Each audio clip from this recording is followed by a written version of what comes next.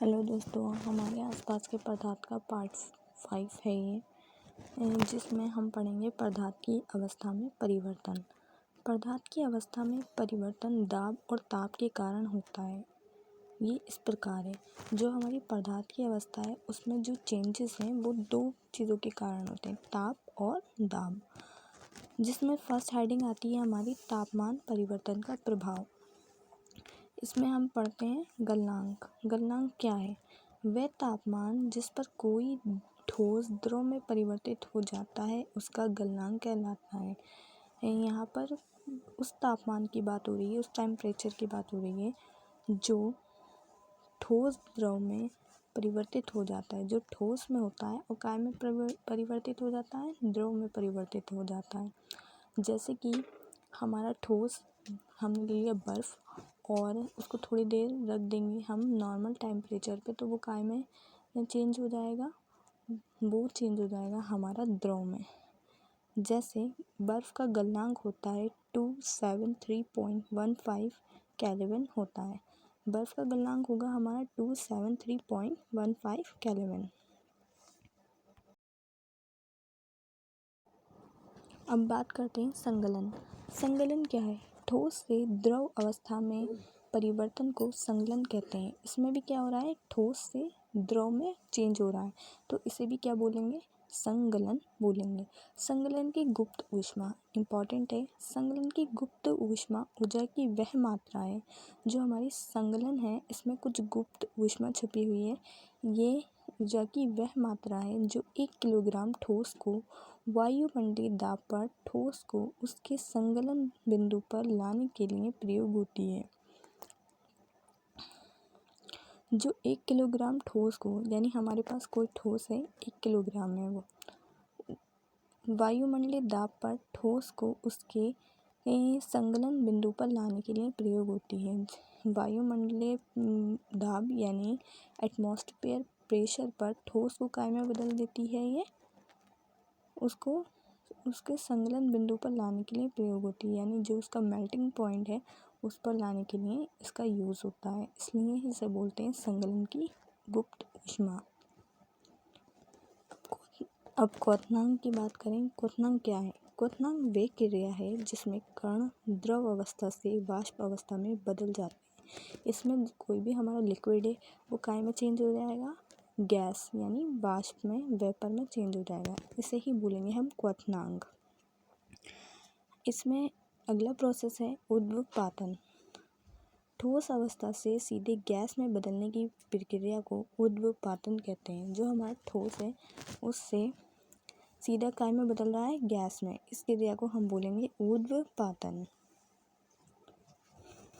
आइए ऊर्ध्वपातन प्रोसेस को हम एक एक्सपेरिमेंट द्वारा समझते हैं। चाइना डिश, हमने यहाँ पर कौन कौन सी सामग्री ले ली? चाइना डिश ले ली, तिपाई ले ली, तार की जाली ले ली, कीप, बर्नर, अमोनियम क्लोराइड ले लिया। अब फर्स्ट स्टेप में हम क्या करेंगे? थोड़ा सा कपूर या अमोनियम क्लोराइड लें और इसे चूर्ण करके चीनी की प्याली में डालें। जो हमारा अमोनियम क्लोराइड है उसका हमने चूरा बना लिया और अब उसे चाइना डिश यानी चीनी की प्याली में डालेंगे। सेकंड स्टेप में क्या होगा? एक कीप को उल्टा करके इस प्याली के ऊपर रख देंगे। जो इसमें कीप दिख रही है हमारी, इसको हमने उल्टा करके चीनी की प्याली पे रख दिया है। थर्ड स्टेप में क्या करा हमने? इस कीप के एक सिरे पर रुई का एक टुकड़ा रख दें, जैसा चित्र में दिखाया गया है। जो हमारा चित्र में है, हमने कीप के ऊपर क्या रख दिया? एक रुई का टुकड़ा रख दिया। अब क्या करें? फोर्थ स्टेप में अब धीरे धीरे गर्म करें और ध्यान से देखें।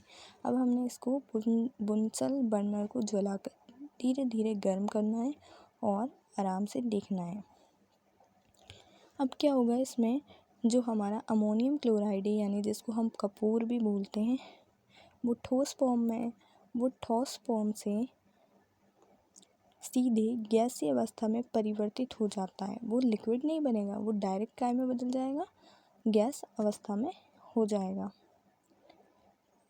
इससे क्या हमें पता चलता है कि कुछ पदार्थ जो होते हैं हमारे, वो द्रव अवस्था में आए बिना ही डायरेक्ट गैस अवस्था में बदल जाते हैं। इस ही विधि को हम बोलते हैं ऊर्ध्वपातन विधि। अब देखते हैं निक्षेपण क्या होता है। निक्षेपण क्या होता है? गैस से सीधा ठोस बनने की प्रक्रिया को निक्षेपण कहते हैं। इसमें क्या हो रहा है? गैस से सॉलिड बन रहा है, तो इसको ही हम क्या बोलेंगे? निक्षेपण।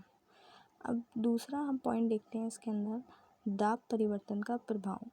दाब परिवर्तन के प्रभाव में क्या होता है? इसमें हम पढ़ेंगे हिमांक। वह तापमान जिस पर कोई द्रव पदार्थ ठोस अवस्था में परिवर्तित हो जाता है। यहाँ पर कोई लिक्विड फॉर्म में हमारा कोई भी मटेरियल है, पदार्थ है, वो ठोस अवस्था में चेंज हो जाएगा या जम जाता है, या वो क्या होगा? जम जाएगा, हिमांक कहलाता है। जैसे शुद्ध जल का हिमांक 0 डिग्री सेल्सियस होता है, तो पानी का जो हिमांक है वो कितना होगा? जो शुद्ध जल है उसका हिमांक होगा 0 डिग्री सेल्सियस। आई होप ये आपको इतना समझ में आया हो। ये हमारी तीनों अवस्थाओं के लिए एक डायग्राम है। संघनन के लिए, जमने यानी हिमांक के लिए, ऊर्ध्वपातन के लिए, निक्षेपण के लिए, वाष्पीकरण और संघनन के लिए। नेक्स्ट वीडियो में हम वाष्पीकरण और संघनन पढ़ेंगे। ये डायग्राम भी आप अपनी नोटबुक में नोट कर लेना। अब देखते हैं कुछ मापने योग्य राशियाँ और उनके मात्रक, जिसका हमें ज्ञान होना ज़रूरी है। राशि लिखते हैं। पहला है तापमान, जिसका मात्रक केल्विन होता है, इसको कैपिटल के से शो करते हैं। दूसरा है लंबाई, इसका मात्रक होता है मीटर, इसे स्मॉल m से शो करते हैं। तीसरा है सन्निहित, या इसको बोलेंगे द्रव्यमान, इसका मात्रक होता है किलोग्राम, इसको हम kg से शो करेंगे। भार का मात्रक होता है न्यूटन, इसको हम कैपिटल N से शो करेंगे। आयतन का मात्रक क्या होता है? घन मीटर, इसको हम m³ से शो करेंगे। घनत्व का मात्रक होता है किलोग्राम प्रति घन मीटर, इसको हम kg m³ से शो करेंगे। और दाब का होता है पास्कल को PA से शो करते हैं। आई होप कि आपको वीडियो पसंद आई हो। Please like, share and comment करना ना भूलें। Thanks for watching video. Please subscribe my channel.